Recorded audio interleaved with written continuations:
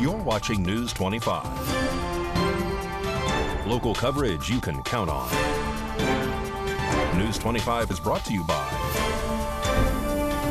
J.K. Nelson Law, voted best of Las Vegas. Give them a call, 702-727-9900. News 25 is also brought to you by Desert View Hospital. You can count on us.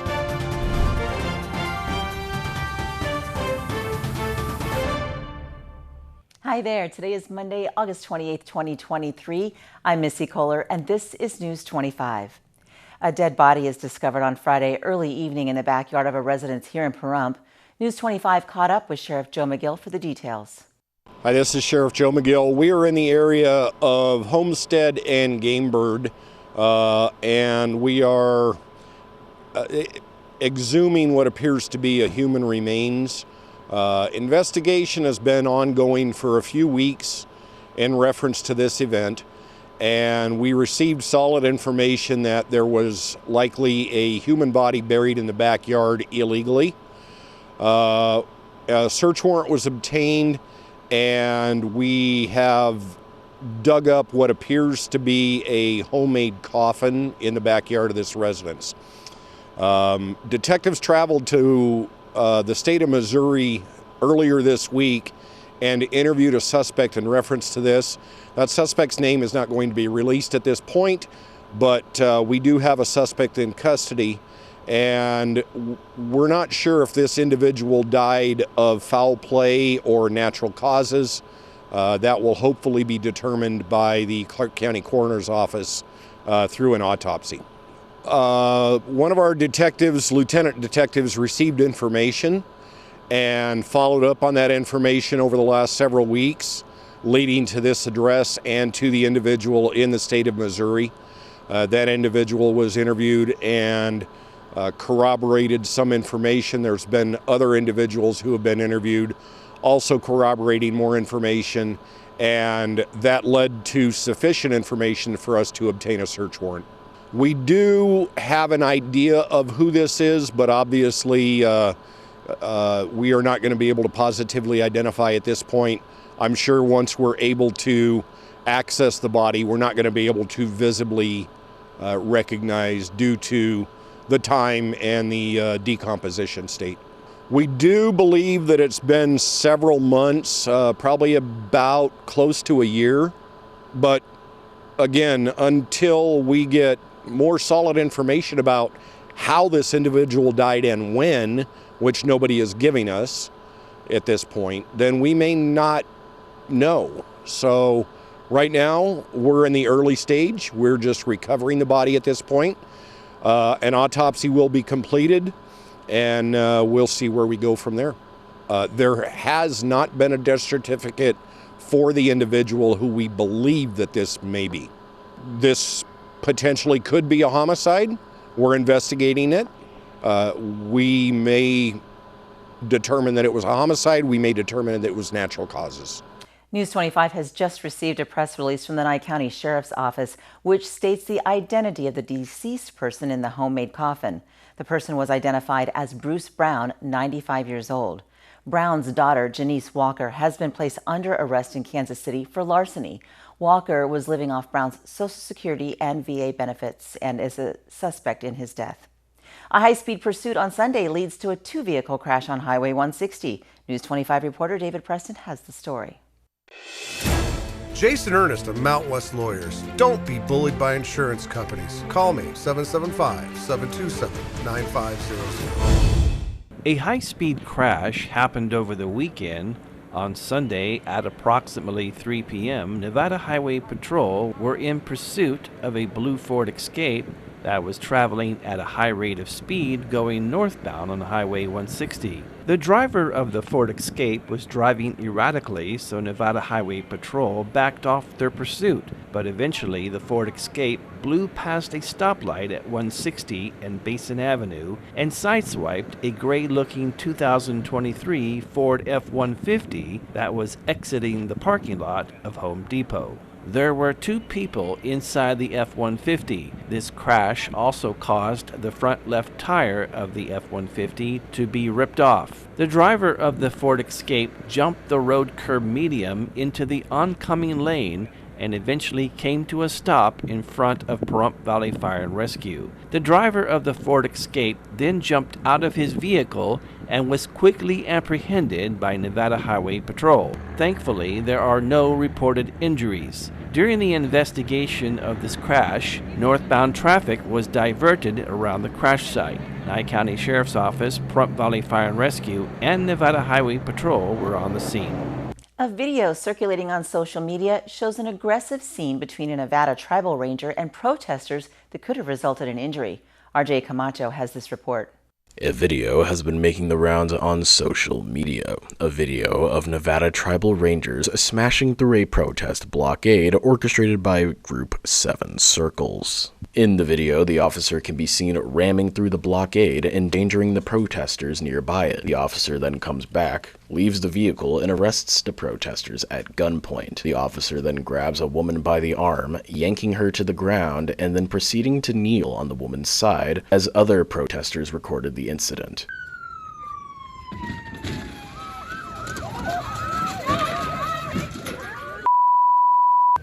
Did anyone get that? Yeah. Daryl! You better move. You're gonna go back. They're chained! Get out now! Get out! On the ground! All of you on the ground now! Get on the ground! Get on the ground! Don't move! Other protesters can also be heard screaming, "We're not violent," and "We have no weapons at all," as the officer does this. Also in the video, it can be seen that when the woman begins sitting up, as the officer is placing handcuffs, the officer then grabs her by the back of her head and then appears to slam her head down to the ground. The woman on the ground screams, "He's hurting me," as the officer yells to stop resisting.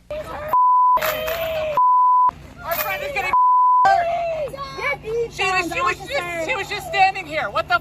He's hurting me! 7 Circle, the protest group, brought traffic on the main highway into Black Rock City, where Burning Man had begun, on August 26th. According to a press release from the group blocked a main thoroughfare using a trailer, lock-ons, and banners with the words "Burners of the World Unite," "Abolish Capitalism," and "General Strike for Climate." It was also stated that the purpose of the blockade is to draw attention to capitalism's inability to address climate and ecological breakdown. The blockade is also in protest against the popularization of Burning Man among affluent people who do not live in the stated values of Burning Man, resulting in the commodification of the event. The group emphasizes the current existential crisis and importance of honesty when social collapse is at risk. While the protest frustrated many burners attempting to attend the event, the protest group stated that they had an important set of demands to issue. They stated, "Formally issue a call to action to the Burning Man community, urging burners to actively participate in direct action and support general strikes to initiate system change, ban private jets, single-use plastics, unnecessary propane burning, and unlimited generator use per capita at the 9-day event in Black Rock City, Nevada." However, as previously shown, the unarmed protest was met with a violent response from a Nevada tribal ranger, who is currently unidentified. At this time, no other information has been given.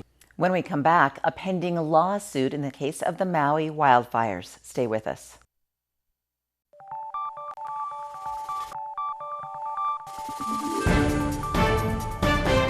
You're watching News 25. Local coverage you can count on. Thanks for staying with us. The list of those missing from the Maui wildfires is finally released, and the county of Maui is suing Hawaii Electric. On August 25th, the county of Maui released the names of the 388 people still reported to be missing. Officials have asked anyone who knows someone on the list to be safe to contact authorities. The names on the list were compiled by the FBI, and the number confirmed dead has stayed at 115 for the time being. However, the county still expects the number to rise. Police Chief John Pelletier had this to say: "We also know that once those names come out, it can and will cause pain for folks whose loved ones are listed. This is not an easy thing to do, but we want to make sure that we are doing everything we can to make this investigation as complete and thorough as possible." As of August 24th, an additional 1,732 people who were reported missing were found to be safe in the afternoon hours. Pelletier also commented on how his team faced difficulties when compiling the list, aiming to make it as solid as possible. It was also reported that, in some cases, only partial names were provided to authorities, while in other cases, the names were duplicated. For those interested, or for those who may know someone on the list, you can view the list on www.mauicounty.gov. That's www.mauicounty.gov. Scroll down and you will see the press release section where it will be the first item on the list. In other news regarding Maui, the county of Maui has sued Hawaiian Electric Company on Thursday regarding the wildfires that devastated the historic town of Lahaina. The lawsuit alleges that the company negligently failed to shut off power, despite the exceptionally high winds and dry conditions. According to witness accounts and video footage, sparks from power lines ignited fires from utility poles that snapped due to the winds from passing Hurricane Dora. Hawaii Electric stated that it is very disappointed that Maui County chose this litigious path while the investigation is still unfolding. The lawsuit also stated that the destruction could have been avoided and that the utility company had a duty to properly maintain and repair the electric transmission lines and other equipment, including utility poles, associated with their transmission of electricity, and to keep vegetation properly trimmed and maintained so as to prevent contact with overhead power lines and other electric equipment. The lawsuit continues, also alleging that the company knew that these winds would topple power poles, knock down power lines, and ignite vegetation. Defendants also knew that if their overhead electrical equipment ignited a fire, it would spread at a critically rapid rate. A boil water order is lifted for the Rainbow subdivision in Kyle Canyon. Mikey Ruin has the details.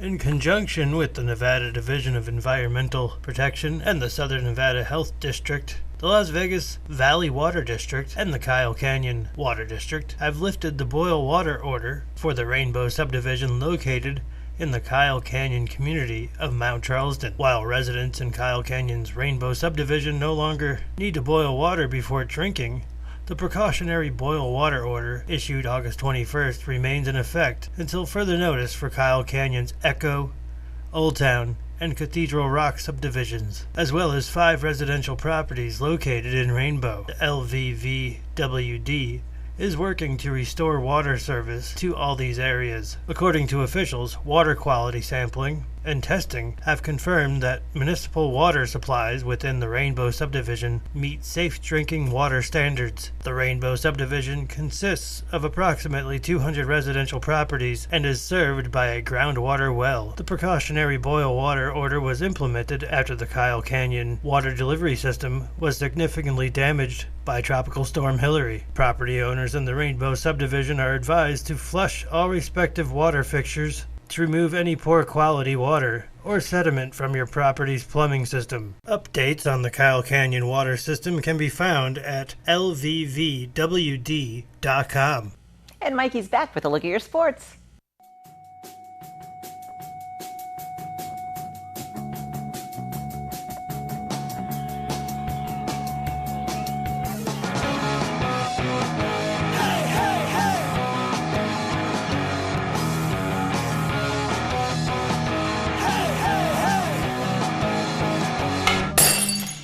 Time now for your News 25 look at sports today with the Stanley Cup Tour continued.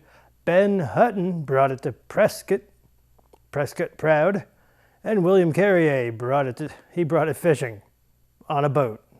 Looks like he caught one. Las Vegas Aviators in Tacoma last night in the series finale. They wrapped it up with a victory. 7-6, they return home tomorrow against the Salt Lake City Bees. Las Vegas Aces went to the White House last week while they were in Washington. They played the Mystics and lost 78-62. They're playing the New York Liberty right now. Las Vegas Raiders suffered their first loss in their final game of preseason against the Cowboys in Dallas on Saturday, 31-16. Regular season kicks off Sunday, September 10th in Denver against the Broncos. Pahrump Valley High School volleyball, they're both playing JV and varsity. They're both playing in Henderson right now. Well, it kicks off now, I guess, yeah, at Slam Academy. Good luck to them, and congrats to the Henderson Little League team. They rank number 9 in the top 50 U.S. teams. And Dina, who is the explosives detection canine at Harry Reid International Airport, was voted the 2023 TSA's Cutest Canine Contest winner. I detect she's exploding with cuteness. And that's your look at sports on News 25. Today's health report is talking about the benefits of pets. Find out more after the break.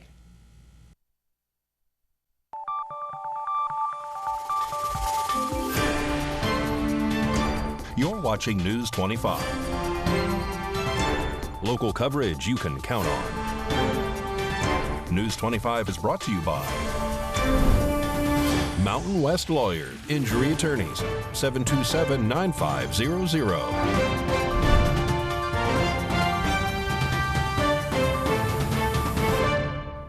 Thanks for staying with us. Many people celebrated their four-legged friends last Saturday on National Dog Day. But whether you're a dog or cat person, simply having a pet can positively impact your health.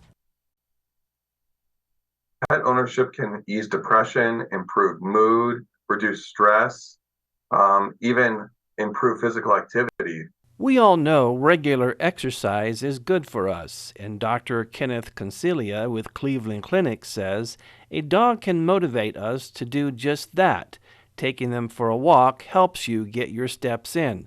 Plus, it can also give you the chance to meet new people along your route or at the dog park. No matter what type of pet you have, research shows that simply having one can lower blood pressure and cholesterol levels. Spending time with your four-legged friend also gives you a boost of those feel-good brain chemicals, serotonin and dopamine. Dr. Concilia, who specializes in geriatric medicine, adds caring for an animal gives us a sense of purpose, which can be crucial for older adults who may feel isolated. They benefit greatly from a companion pet where they might be able to engage with other pet owners and be motivated to be more physically active in a setting or an environment where they've been isolating from other person.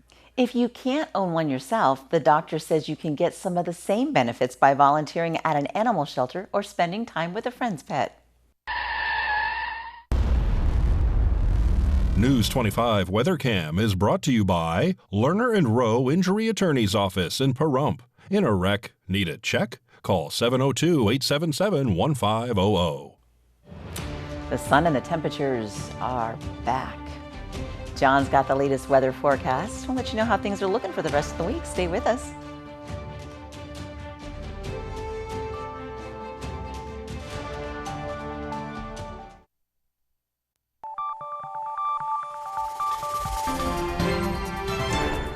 News 25 weather is brought to you by Dairy Council of Nevada. Undeniably delicious, undeniably dairy. Enjoy what's real.